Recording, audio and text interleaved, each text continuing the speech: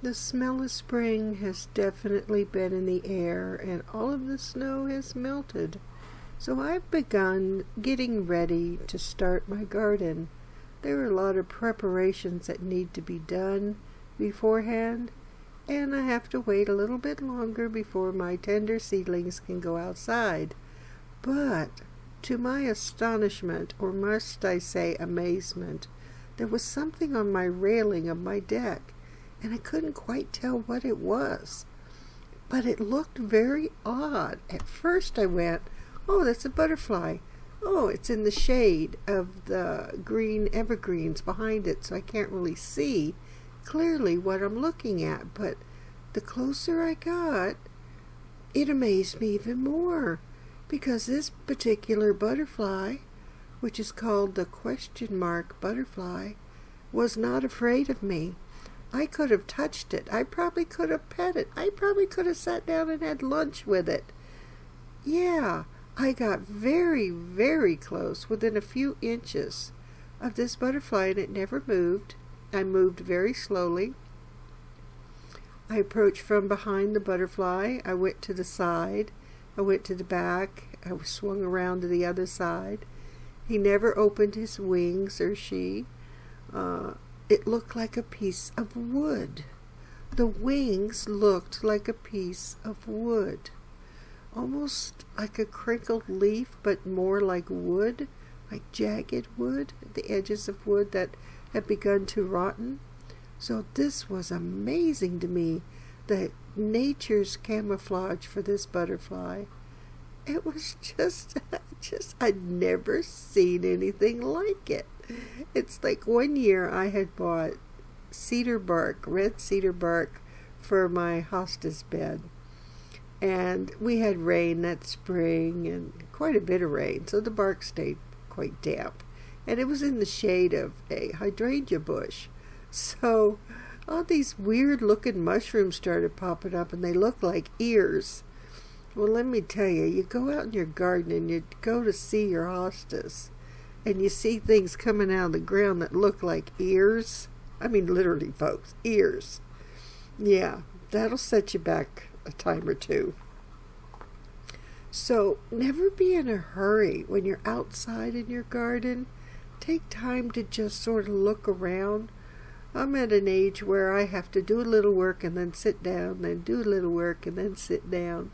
And I am finding that because of that, I am seeing so many things I never noticed before. It's very amazing. But this particular butterfly, I got so close to it. I kept moving my camera closer and closer, figuring it's going to take off and fly away, but it didn't. It stayed there. I took pictures of it. They didn't turn out very well because of the backdrop of the green evergreens and the bright sun shining on the deck railing was bleaching him out, where you couldn't really get a really good look, but you could see the edges of this particular butterfly. Just amazing. So I went online and I found some pictures of the butterfly, and if it would have opened its wings, it would have shown its true color and would have just blown me away. So I'm going to input them right here.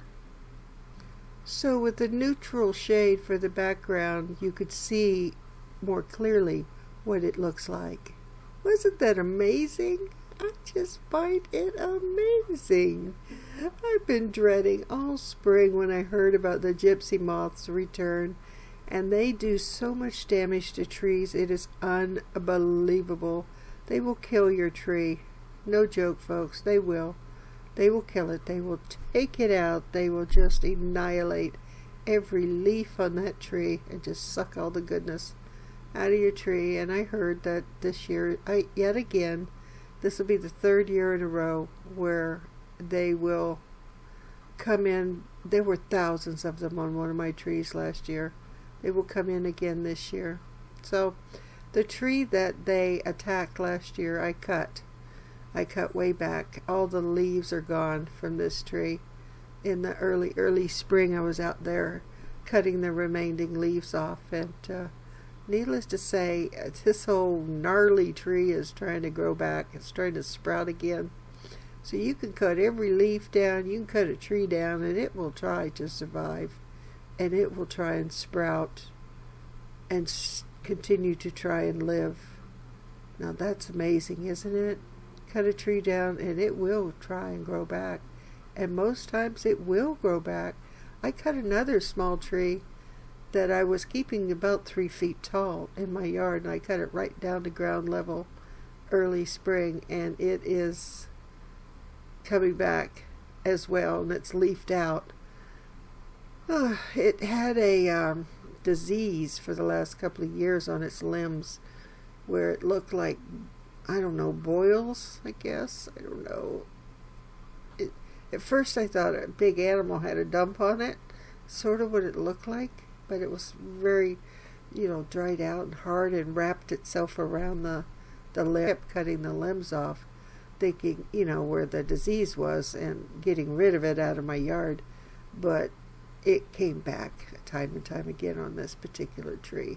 So I just cut it down to ground level early spring, and it's sprouting back up again. So we'll see. We'll see if it comes back with a better bill of health, I hope. It'll be a pretty little tree, and but I have so many trees surrounding me and my evergreens that it's very hard for me to garden. I have to shade garden more or less. I only get a few hours of good sunlight.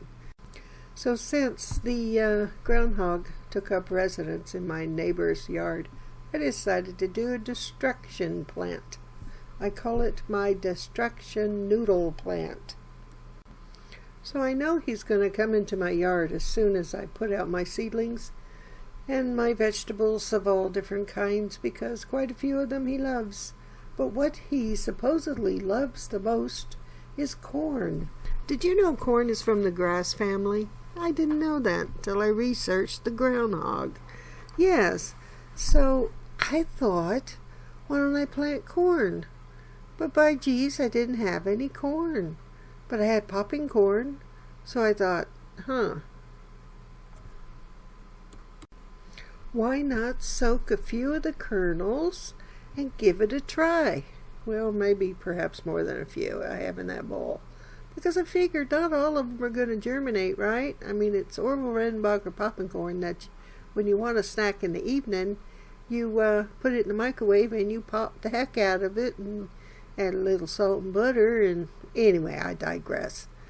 So, since I found out that popcorn is their favorite, now how they know that I don't know, but I'm going to try and use that as a distraction noodle. Little experiment, never hurt anybody. So in about 2 weeks, I'm going to put out these beautiful corn plants that have grown beautifully, and every single one of them germinated. So it'll be a little interesting test that'll